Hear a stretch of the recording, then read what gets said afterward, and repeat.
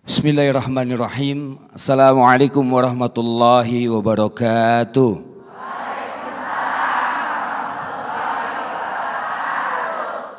Alhamdulillahirabbil alamin.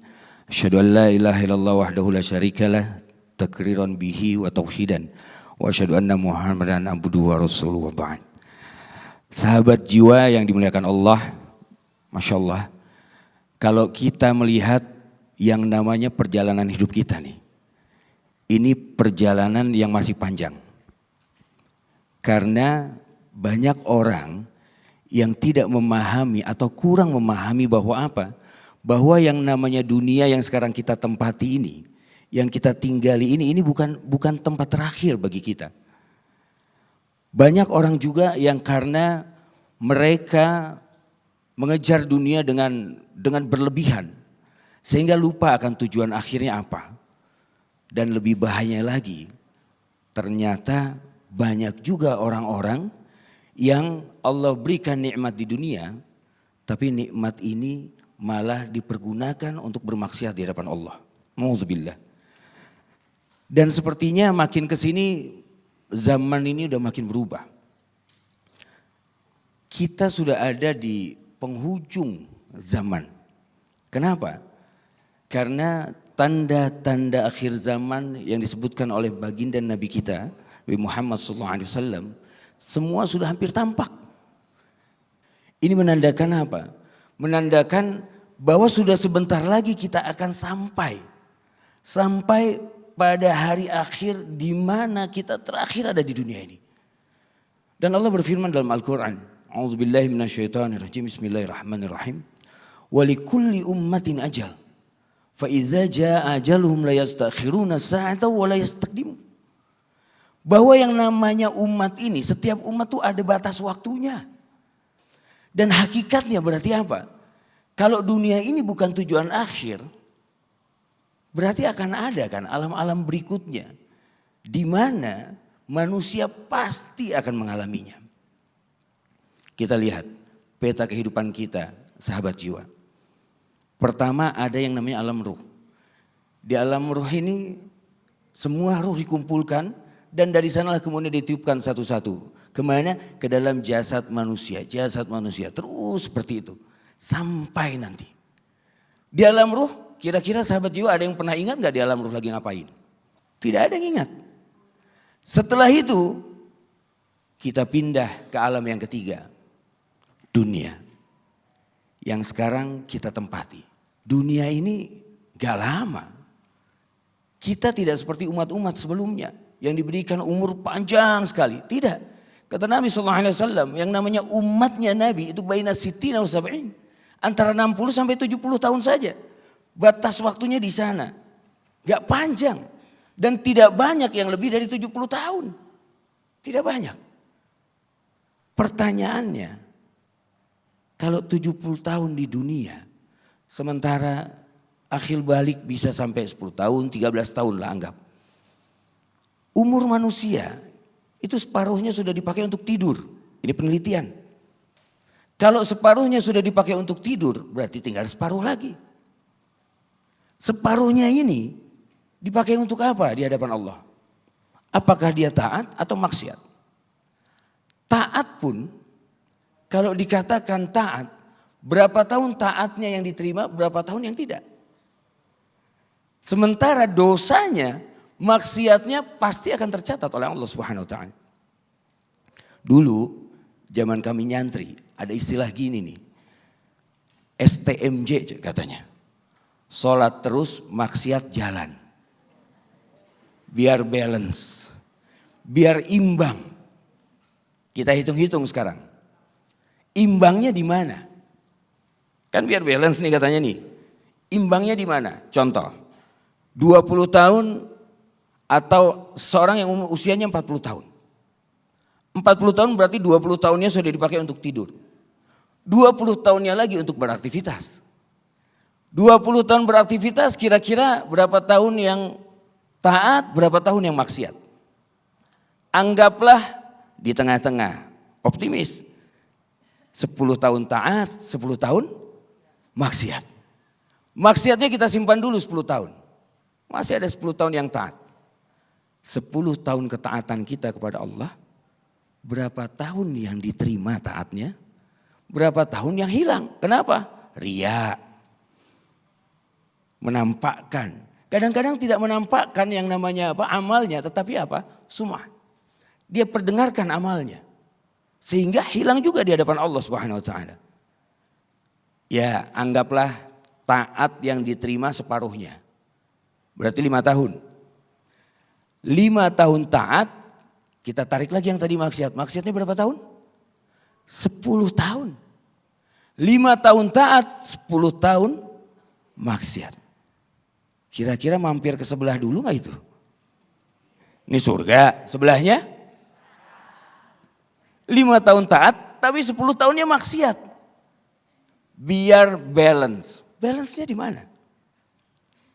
Dan punten, banyak juga ternyata orang tua yang kemudian mendidik anak-anaknya di dunia ini dengan menanamkan pengajaran bahwa apa? Oh, yang namanya keberkahan hidup, barokah itu pada saat naik jabatan. Ada seorang ibu yang senang anaknya kemudian anaknya itu menduduki sebagai direksi misalnya di BUMN. Baru duduk seminggu, tiba-tiba udah pakai jaket orange. Ditangkap KPK lah, ditangkap kejaksaan lah. Kira-kira kalau sudah pakai jaket itu barokah apa enggak? Tidak. Kalau dunia saja sudah dihinakan seperti itu, bagaimana akhiratnya nanti? Nah, kita pikirkan hari-hari kita di dunia ini mau ngapain? Apa yang perlu kita lakukan? Mudah-mudahan Allah akan menuntun langkah kita nantinya. Assalamualaikum warahmatullahi wabarakatuh. Assalamualaikum warahmatullahi wabarakatuh. Alhamdulillah sahabat jiwa atas rahmat. Puji syukur kita sampaikan rahmat kepada Allah Subhanahu wa taala. Karenanya kita bisa dapat kembali berkumpul dalam program Renungan Jiwa hari ini. Tentunya pada hari ini kita juga akan mendengarkan untayan hikmah dan tausiah dari guru-guru kita yang tadi sudah disampaikan tausiah pembuka dari Ustadz Abu Fida. Nantinya juga kita akan mendengarkan tausiah dari Ustadz Roni yang dimana akan menyampaikan tausiah dan untayan hikmahnya kepada kita semua pada hari ini. Ibu-ibu yang hadir di sini, saya akan langsung panggil tamu inspiratif kita yang sudah tidak asing, yang merupakan seorang pelawak, aktor yang sukses di tahun 90-an. Mas Unang Bagito, silahkan. Assalamualaikum Mas Unang, apa kabar? Waalaikumsalam warahmatullahi wabarakatuh. Iya, terima kasih Mbak sudah mengundang saya kemari. Terima kasih ibu-ibu yang sudah menatap saya. Iya. Mas Unang gimana? Masih ada job melawak atau seperti apa kesehariannya saat ini? Kalau job melawak itu sebetulnya masih ada. Cuma kalau untuk di TV memang sudah berkurang. Tapi kalau untuk panggung-panggung hiburan alhamdulillah masih berjalan ibu-ibu. Gitu. Jadi kalau ada yang hajatan sekarang ini manggil MC-nya saya gitu. Jadi saya kerjanya ya sekarang begitulah. Jadi melawak nyampur sama MC ibu. Sama sulap gitu loh. Iya, iya. Jadi saya sulap barang-barang yang ada di rumah yang punya hajatan saya sulap. Tadinya ada tidak ada. Nah Mas Unang kita dengar ceritanya bahwa Mas Unang ini kan sukses di tahun 90-an. Iya. Tapi sempat terpuruk dalam ujian hidup kemudian juga ujian ekonomi. Ini bagaimana mungkin bisa dibagikan ke ibu-ibu yang hadir dan juga pemirsa. Namun ditahan dulu Mas Unang. Ditahan. Disampaikan nanti usai jeda berikut ini. Iya deh. Ya sahabat jiwa, Renungan Jiwa akan kembali usai jeda berikut ini. Tetaplah di Renungan Jiwa yang dipersembahkan oleh Wandi Mor, tentu sarung kita.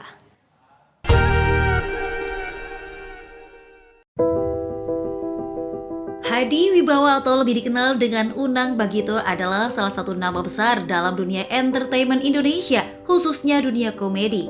Kemudian bersama dua orang temannya sesama penyiar radio, Miing atau Deddy Gumilar dan Didin Pinasti, mereka mendirikan grup pelawak Bagito di tahun 1984. Ketenaran grup Bagito mencapai puncaknya di tahun 90-an.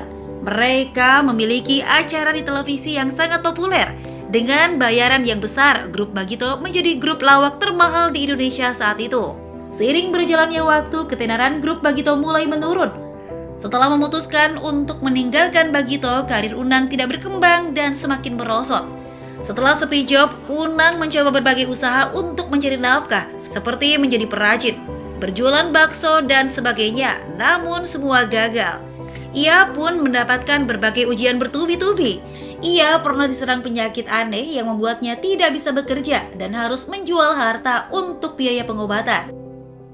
Permasalahan rumah tangga membuat Unang sempat tinggal di sebuah gudang dengan 2 orang anaknya. Bagaimana kisah hidup Unang Bagito dan bagaimana usahanya hingga bisa mulai bangkit lagi? Mari kita simak dialognya dalam Renungan Jiwa.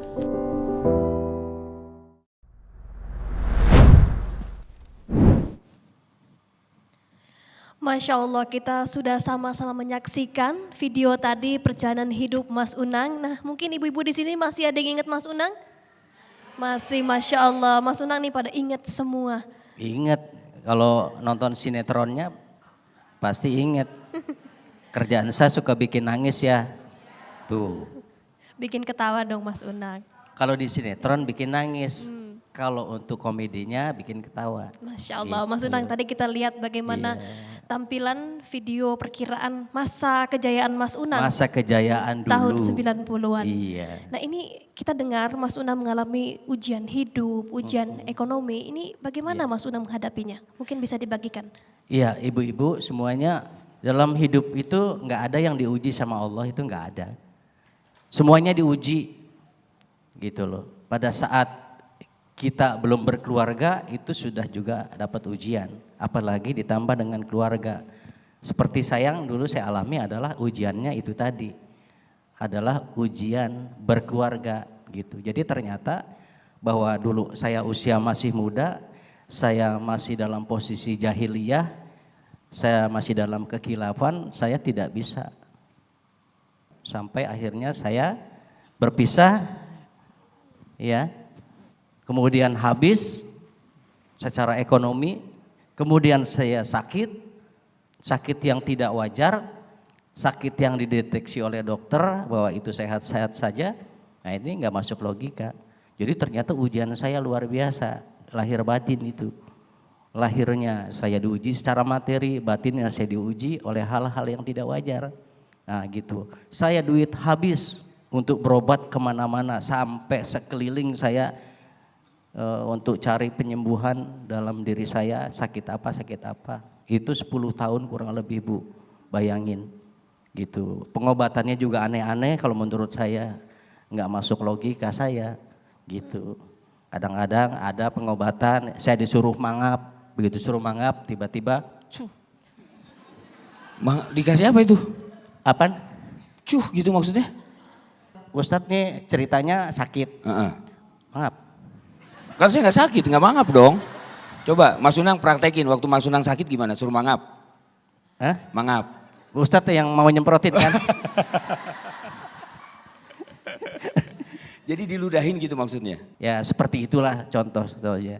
Kan menurut saya nggak masuk logika itu. Kemudian ada juga pengobatan dengan dia meminta harus menyediakan apa materialnya apa. Itu kan bukan 1 juta 2 juta.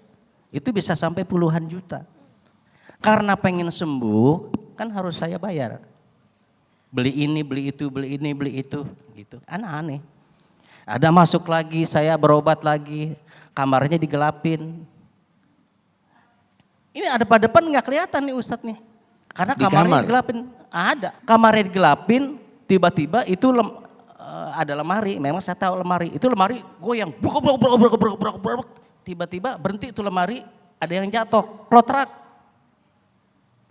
Begitu lampu diterangin, keris. Nah itu kan penyakit-penyakit yang aneh saya bilang. Nah habislah uang saya, waktu saya di situ untuk berobat. Gitu loh. Nah pengobatan pada saat itu ada, saya begitu tertarik, ini baru kayak ada sentuhan di rasa saya, di akal saya secara logika, ada pengobatan melalui media Al-Quran. Masya Allah. Nah, disitulah saya bertemu dengan orang itu. Kemudian dia hanya melihat saya, memandangi saya, dia ngomong, Mas Unang sudah capek ya keliling untuk berobat. Dia tahu Ustadz, padahal saya belum cerita. Saya bilang iya, Mas, tidak ada yang bisa menyembuhkan Mas Unang selain Mas Unang sendiri. Caranya bagaimana Mbak? Kebetulan dia perempuan, dia masuk ke ruangan, kemudian dia bawa Al-Quran, ditaruh di atas meja. Mas, ini obatnya. Saya langsung, Mbak, saya mau Al-Quran ini. Tolong bimbing saya mau Al-Quran ini. Kemudian alhamdulillah saya memperdalam Al-Quran kurang lebih 5 tahun. Sampai pada akhirnya, sampai saat ini pun saya masih tadarus. Jadi satu hari saya menyelesaikan 1 juz. Masya Sampai Allah. hari ini. Mas Unang, mungkin sebelum kita gali lebih dalam, sebenarnya titik terendah Mas Unang pada saat itu apa? Kesulitan apa yang paling sampai kayak bingung menemukan jawabannya? Yang paling rendah itu pada saat saya tidak merasa punya siapa-siapa.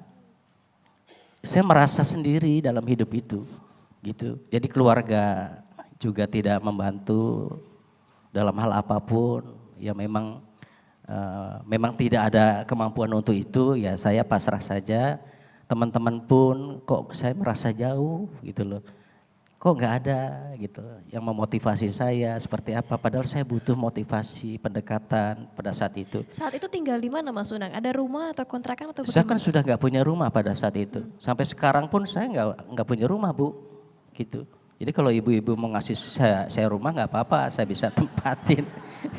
Baik. Tapi alhamdulillah Mas, nggak ada rumah nggak bayar pajak berarti. Nah itu, jadi saya berpikir kendaraan juga saya cuma motor aja. Jadi saya nggak terbebani oleh materi sebetulnya Bu. Jadi saya lepas semuanya, saya berikan kepada istri pertama semua harta itu. Baik. Gitu saja. Jadi sekarang numpang sama istri sekarang. Gitu. Mungkin Ustadz Abu Fida mau menambahkan, menanyakan lebih dalam. Penasaran lagi. nih. Iya, Mas Unang kan udah kemana-mana tuh, berobat tuh. sudah. Berapa yang paling mahal Mas Unang pernah keluarin untuk pengobatan yang paling gak masuk akalnya tuh yang mana gitu? Selain yang diludahin tadi itu. Ada Tat. Jadi sesuai tanggal lahir saya. Oke. Lahir saya tanggalnya 18 bulan 11 1962. Nah sekarang dengan angka segitu itu adalah uang. Angka segitu adalah? Uang, harus seperti itu uangnya. Karena kan kepengen sembuh apapun harta buat saya pada saat itu nggak ada masalah. Karena saya punya pada saat itu, saya lakukan itu karena untuk kesembuhan. Kan pengorbanan Ustadz, walaupun kita dibohongi, kita ikhlas aja, itu sabar, ikhlas. Saya kurang apa terhadap istri, gitu loh. Apa yang dia minta saya kasih, ya mobil, rumah, apapun semateri, uang, saya kasih. Itu permintaan istri, sampai istri minta cerai saya kasih. Udah gak punya apa-apa itu. Saking baiknya. Saking. Baik, Mas Unang, di sini kita juga sudah ada Ustadz Roni. Ustadz Roni mungkin juga bisa menanyakan lebih dalam lagi perjalanan hidup Mas Unang seperti apa. Dari yang Bapak tadi sampaikan dan ceritakan, itu seolah Bapak ingin meyakinkan bahwa yang namanya perjuangan itu dan takdir itu saling berbarengan Pak. Iya. Ketika Pak Unang mampu istilahnya di atas. Sebagaimana Allah berfirman, watilkal ayyam nudawiluha bainan nas. Jadi kan kadang di atas, kadang di bawah. Kemudian Bapak bisa bangkit lagi, seperti itu kan. Iya. Nah, yang ingin saya tanyakan, motivasinya apa Pak? Bisa sampai dari benar-benar jatuh, bangkit kembali. Saya punya keyakinan bahwa saya tidak sendiri ternyata. Saya punya Allah Bu. Saya yakin sekali karena kekuatan Allah itu maha hebat. Allah Maha Kaya, Allah Maha Pengasih Penyayang. Ya saya hanya hambanya Allah yang diciptakan gitu. Pada saat saya terpuruk, ternyata Allah membangkitkan saya dari keterpurukan itu. Kekuatan keyakinan kepada Allah itulah. Terlebih lagi saya berkeyakinan kepada Al-Quran yang saya temukan itu. Nah inilah menjadi kekuatan energi saya mendapatkan kebaikan. Sampai saya memiliki kekuatan, makanya saya bilang saya tidak sedih, saya tidak menyalahi istri saya yang meminta pisah dengan saya tidak. Karena tanpa kehadiran dia saya tidak bisa seperti sekarang ini. Jadi harus seperti itu. Saya belajar memanage diri saya sendiri. Karena yang bisa memanage diri kita adalah kita sendiri. Ya seperti apa sih manajemennya menata diri gitu. Ya mungkin Ustadz juga lebih tahu menata diri dalam diri kita sendiri. Baik, Mas Unang terima kasih kisah inspiratifnya ya sahabat jiwa. Sama-sama kita dengarkan bagaimana Mas Unang bisa bangkit dari keterpurukan karena kembalinya mendekatkan diri kepada Allah Subhanahu Wa Taala. Untuk itu jangan kemana-mana, Renungan Jiwa akan kembali usai jeda berikut ini, tetaplah bersama kami.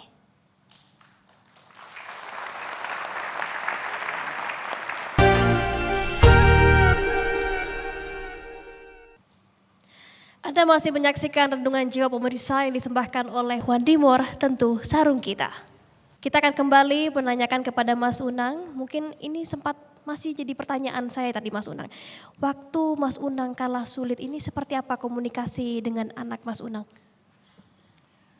Ya kalau komunikasi itu dulu pada saat saya terpuruk itu dengan anak-anak ya jarang berkomunikasi gitu. Tapi pada saat saya ada pendekatan kepada anak-anak, kemudian saya menceritakan sebuah proses bagaimana ayahnya ini terpuruk. Jadi dunia itu menggoda kita. Nah yang kita kejar kalau dunia itu ragam banyak, materi, wanita dan segala macamnya. Itu ujiannya laki-laki seperti itu. Nah, saya mengalami hal yang itu, alhamdulillah saya sampai saat ini saya masih sehat, masih kuat gitu loh. Sehat intinya ya. Sehat. Jadi seperti itulah. Tidak ada masalah, saya sakit berat segala macam. Cuma sakit yang berat dulu pernah saya sakit 1 bulan lebih. Nah, itu memang di luar logika saya juga. Saya sakit 1 bulan lebih di rumah sakit. Itu yang mengatakan kenapa saya sakit 1 bulan lebih di rumah sakit. Itu teman saya ngomong, Didin Miing, emang gue sakit berapa lama Ing, Din? Lu sebulan lebih di rumah sakit. Nah saya tidak tahu saya ada di rumah sakit pada saat itu. Saya taunya ada di wilayah lain itu. Ibu bayangin gitu loh. Jadi saya sudah melanglang buana Bu, kemana-mana gitulah. Nah kalau dibilang saya nggak tahu emang apa sih mati suri atau apa, saya nggak ngerti. Oh jadi sebulan nggak sadar? Enggak. Tapi kalau sekarang sadar di sini ya?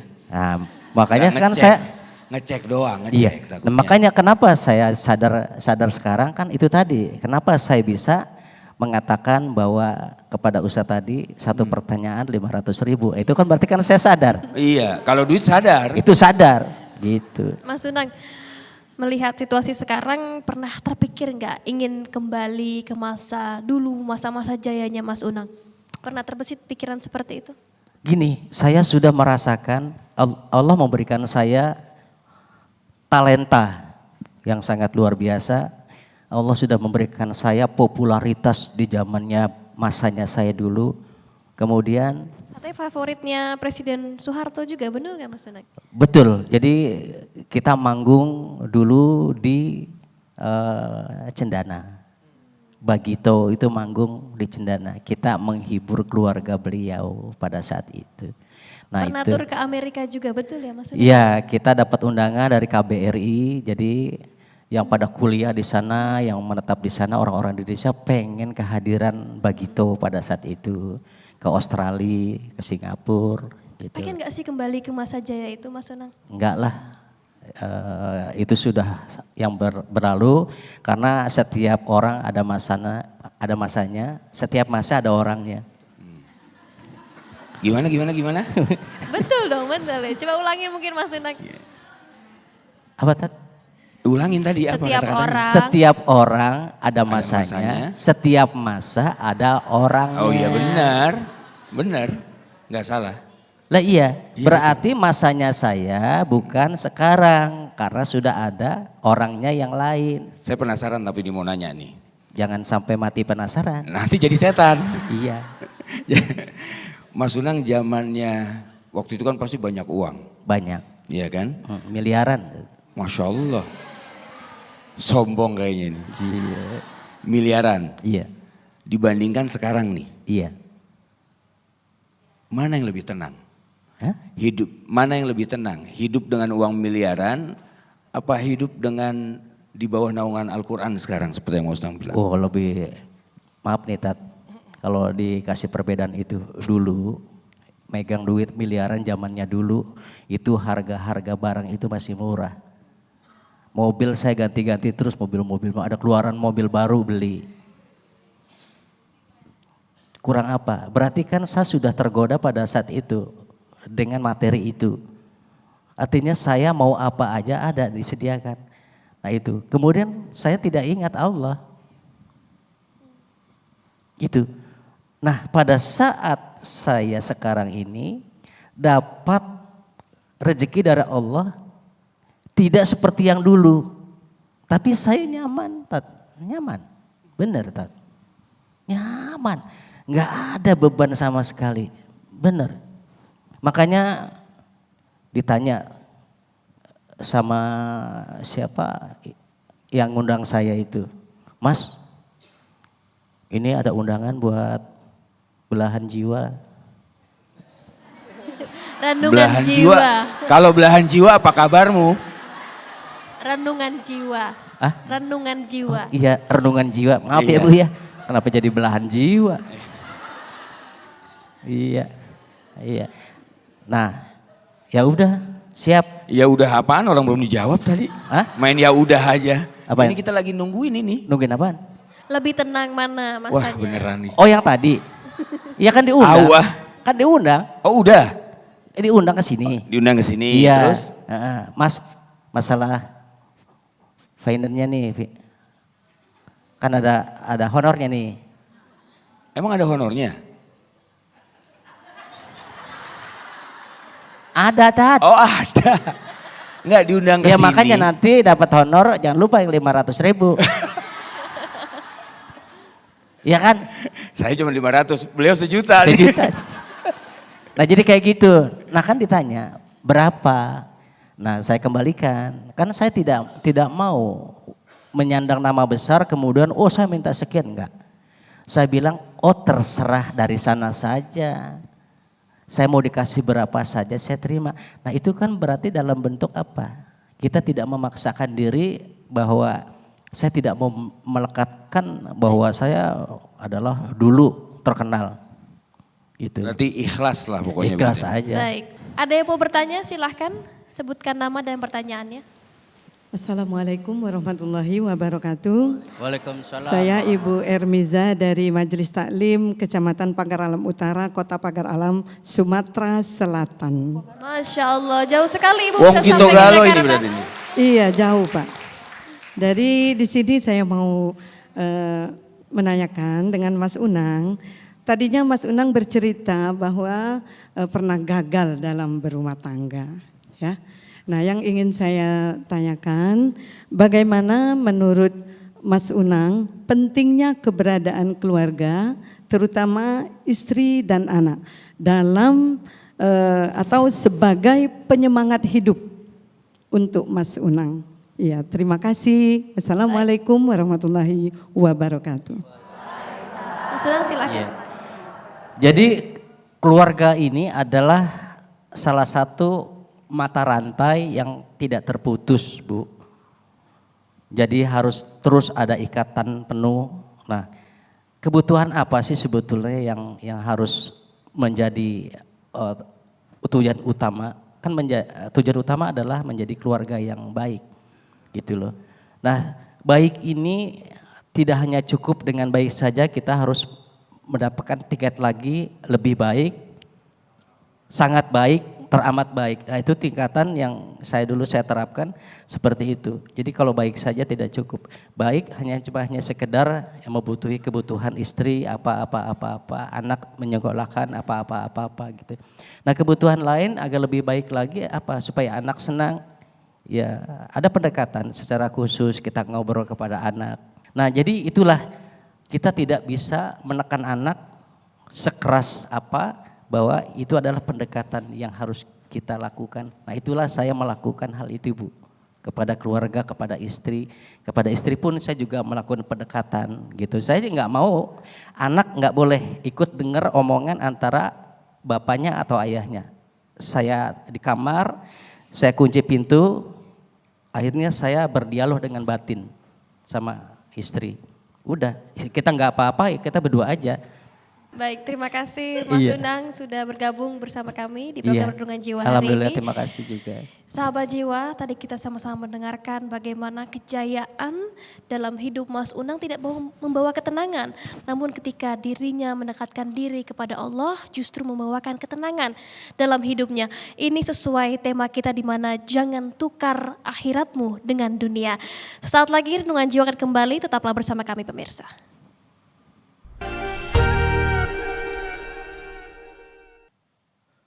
Assalamualaikum warahmatullahi wabarakatuh.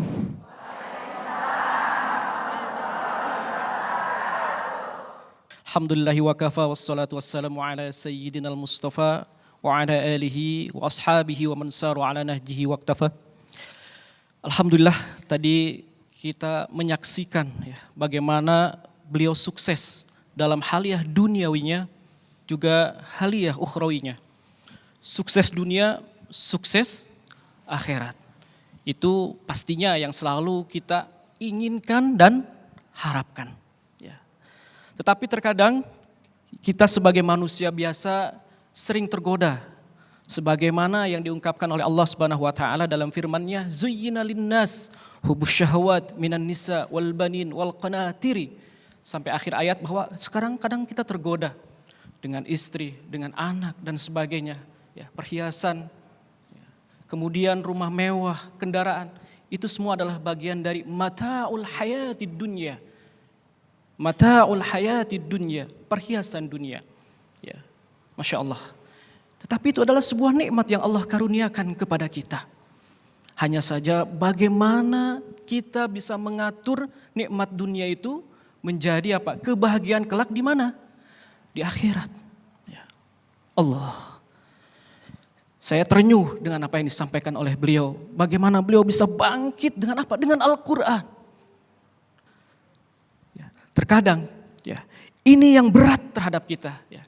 Ketemu suami, alhamdulillah. Ketemu anak yang soleh dan soleha, alhamdulillah. Ya. Itu adalah salah satu nikmat. Namun terkadang lupa terhadap siapa? Allah Subhanahu wa taala. Ketika kita sudah di atas, atas lagi. Kadang kita lupa kalau kita harus turun ke bawah.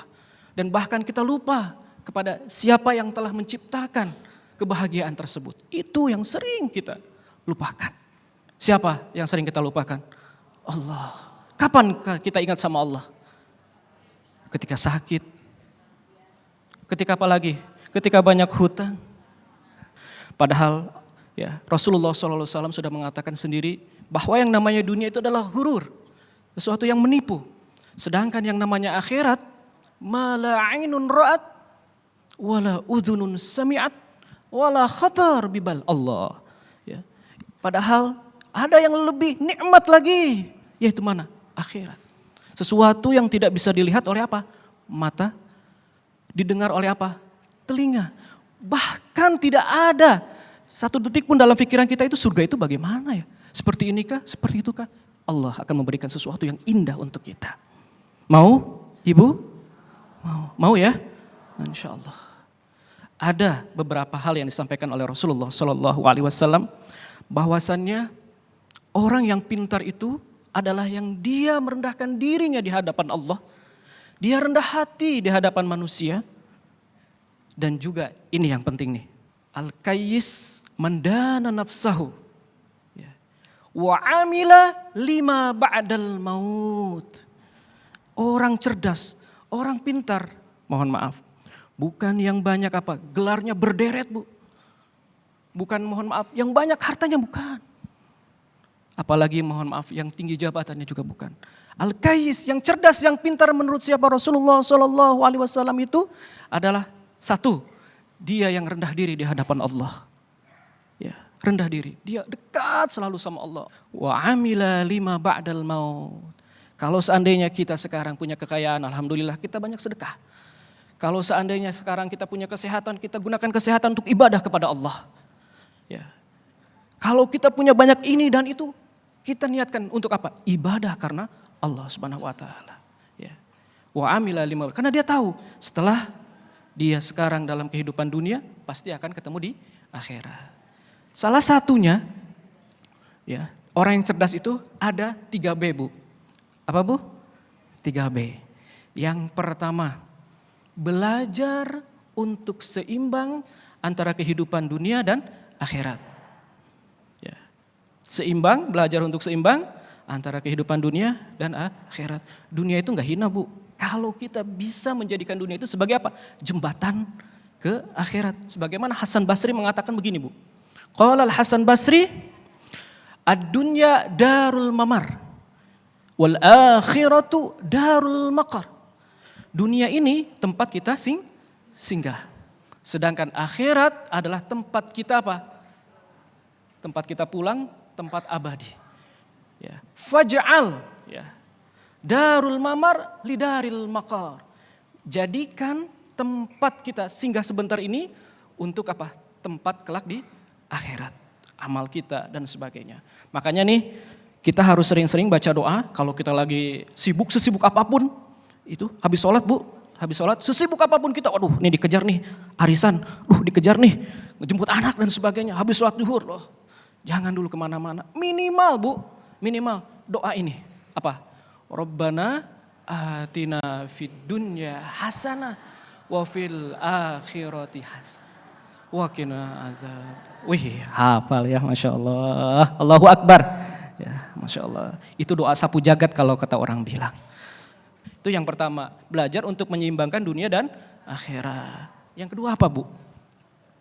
Yang kedua adalah belajar untuk menjadikan dunia ini sebagai wasilah untuk apa? Kehidupan akhirat atau sarana.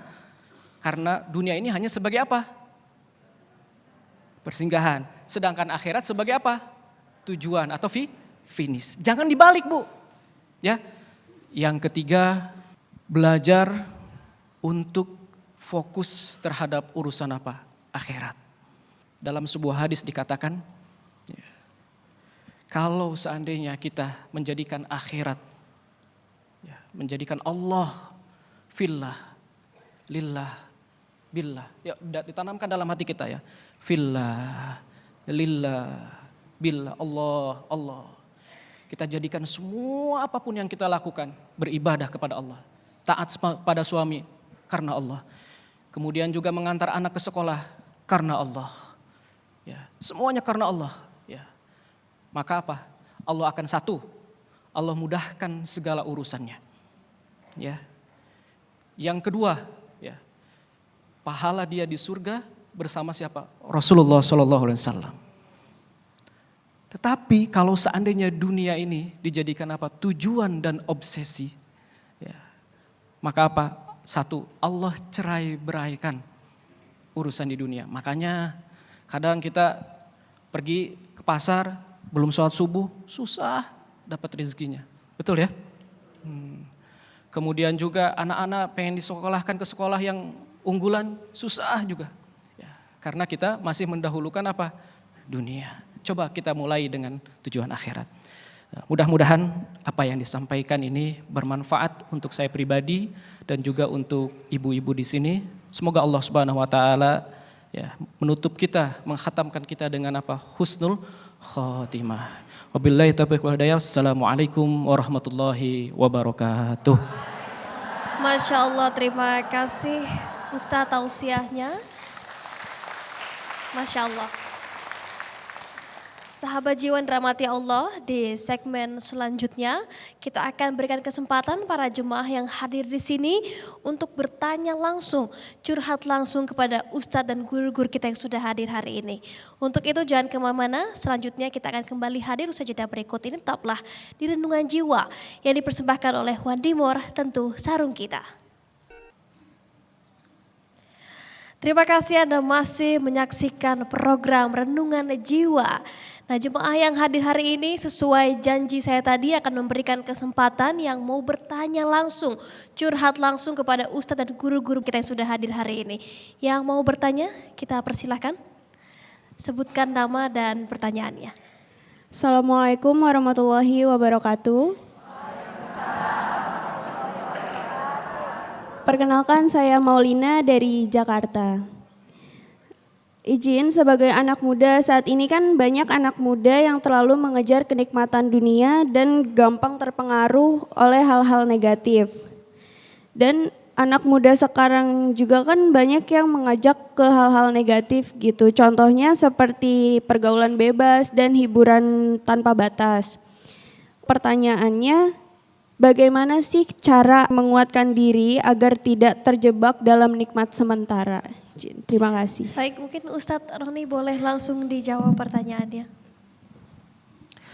Terima kasih, pertanyaan sangat bagus sekali. Ya. Mungkin anak muda sekarang hampir terkena sindrom yang namanya mungkin FOMO ya. Jadi ada rasa takut gitu kan, kalau nggak sama dengan orang lain. Ya. Kemudian juga tidak bisa mengikuti tren dan sebagainya. Dilihat Instagram, wah harus nih kayak gini nih. Nah itu gimana? Sebenarnya itu kan setiap generasi punya gaya masing-masing ya. Hanya saja bagaimana kita memilih dan memilah. Ya, apalagi jangan sampai kita ya, mohon maaf ya, memakai pakaian yang bukan muslimah ya, tidak tertutup aurat dan sebagainya ya.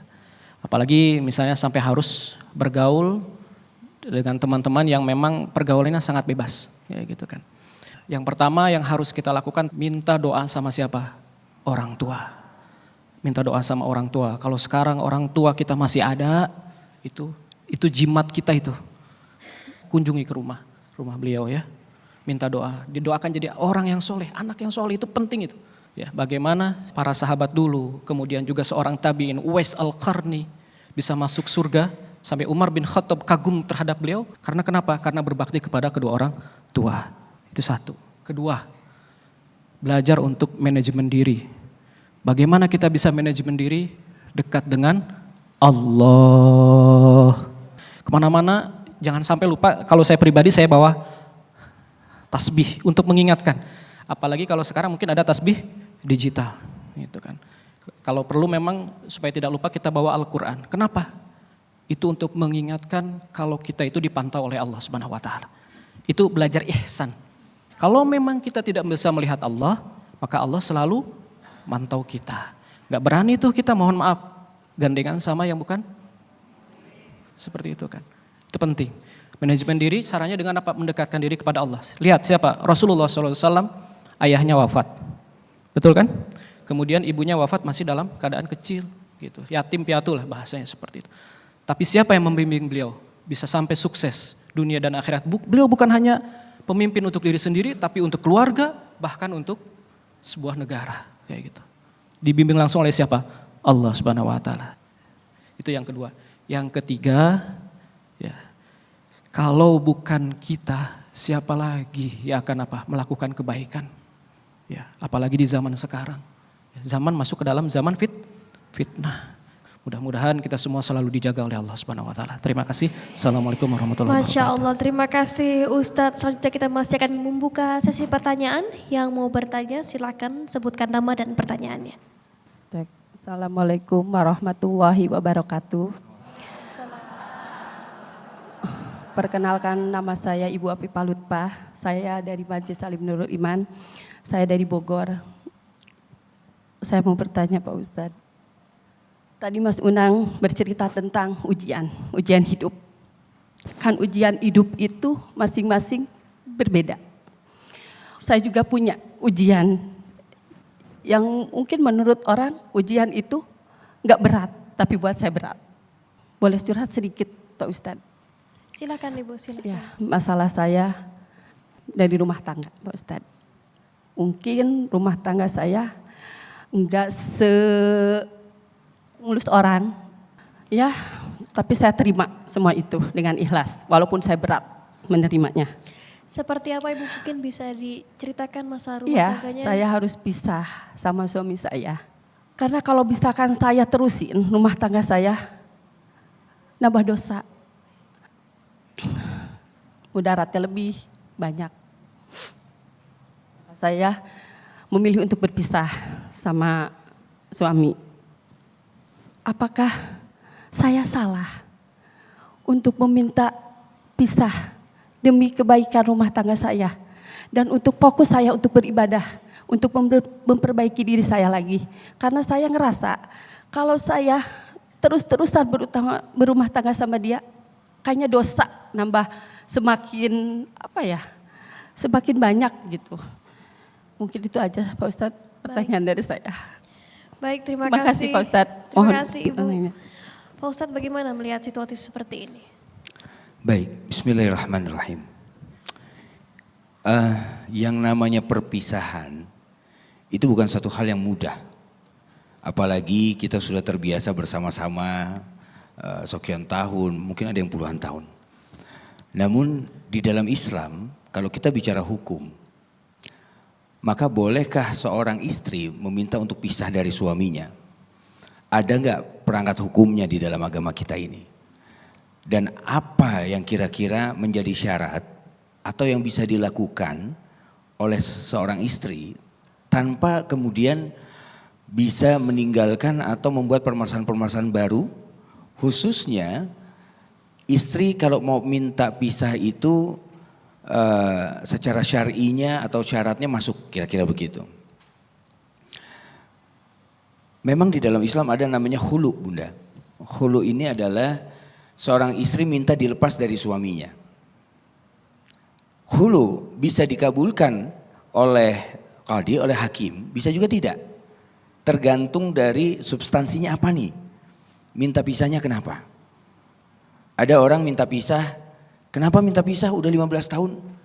Iya, saya soalnya sekarang mata saya pas bener bisa ngelihat ternyata bukan dia yang saya mau. Udah 15 tahun. Ini kayak yang seperti ini pasti hakim tidak akan mengabulkan.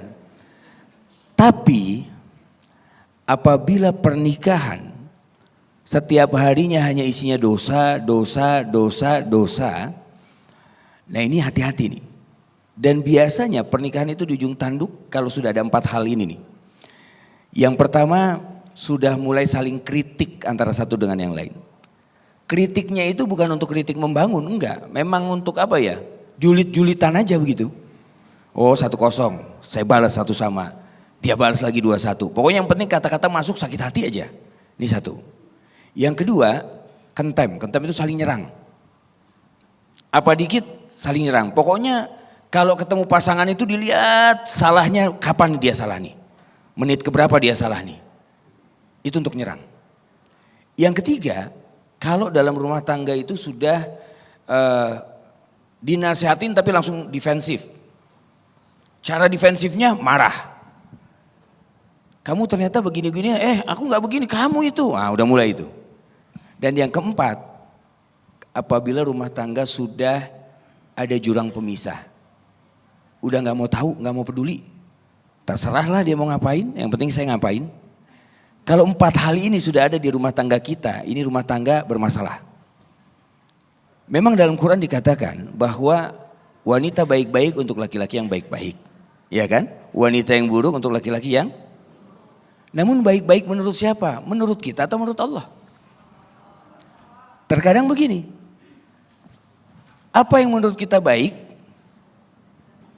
itu tidak baik di hadapan Allah. Tapi apa yang kita nggak suka ternyata itu baik bagi kita. Wa asa an takrahu syai'a wa huwa khairul lakum. Kadang-kadang kita nggak suka akan sesuatu, termasuk di pernikahan. Pada saat kita menikah dulu modalnya mungkin apa? Cinta, ganteng misalnya begitu kan? Atau karena apa? Kekayaannya, jabatannya. Kembali lagi ke diri kita nih. Ini rumah tangga mau apa? Kadang-kadang ya suami agak gemesin, biasalah bunda. Karena saya nggak tahu permasalahannya apa ini ya rumah tangganya. Suami kadang-kadang gemes kan begitu ya. Gemes mau dilempar, gemes mau diapain kan gemes itu namanya. Tapi berapa lama sih? Apakah setiap kehidupan pernikahannya dia salah terus? Jangan-jangan salahnya baru sekali. Kebaikannya banyak. Enggak ada baik-baiknya juga. Ngapain dinikahin? Tapi apapun itu, apabila memang sudah dosa, lebih baik diselesaikan. Walaupun Allah benci terhadap perpisahan. Tapi apabila ini untuk menghindari dari dosa, tarku maksiyah, untuk meninggalkan kemaksiatan, itu jauh lebih baik. Tapi bertahan, jauh lebih baik lagi. Kembali kepada bunda lagi. Mudah-mudahan Allah berikan petunjuk, Allah berikan bimbingan. Dan mudah-mudahan akhirnya semuanya pun mendapatkan kebaikan-kebaikan dari peristiwa ini. Ya, wallahu a'lam bishawab. Masya Allah, terima kasih Ustadz. Bagaimana Ibu, sudah lapang dadanya curhat langsung ke Ustadz? Alhamdulillah. Baik pemirsa, di segmen selanjutnya kita akan berdoa bersama dan bermuhasabah bersama. Namun jangan kemana-mana, karena usai jeda kita akan kembali lagi dalam program Renungan Jiwa.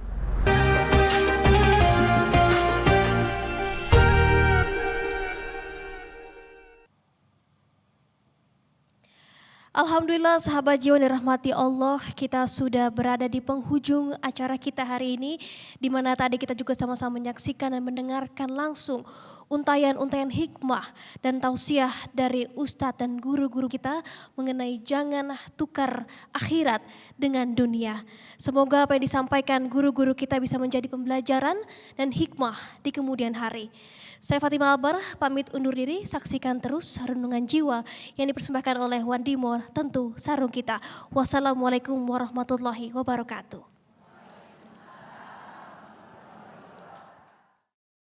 Sahabat-sahabat jiwa dimanapun berada, marilah kita tundukkan hati dan kepala kita sejenak untuk merenungi perjalanan kehidupan kita sampai saat ini. Di dalam kehidupan ini tentunya banyak sekali kita sudah melakukan kesalahan, kekeliruan. Ya Rabb, begitu banyak dosa-dosa kami di hadapan-Mu ya Allah. Ya Rabb, terkadang kami lalai dalam mengingat-Mu. Lalai dalam merindukan perjumpaan dengan-Mu ya Allah. Kami sibuk dengan dunia kami. Dengan permasalahan kami, dengan hiruk pikuk dunia yang serba melalaikan ini ya Allah. Kami mohon bimbinglah kami. Tunjukkanlah kami jalan yang benar, jalan yang Kau ridhoi. Ya Allah, terkadang terasa berat kaki ini untuk melangkah. Dada ini terasa sesak. Kepala pun sudah sangat melelahkan. Ya Allah,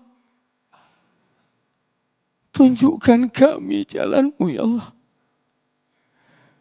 Kami mohon berikan kami kekuatan, ketebalan iman dan keyakinan kepada-Mu.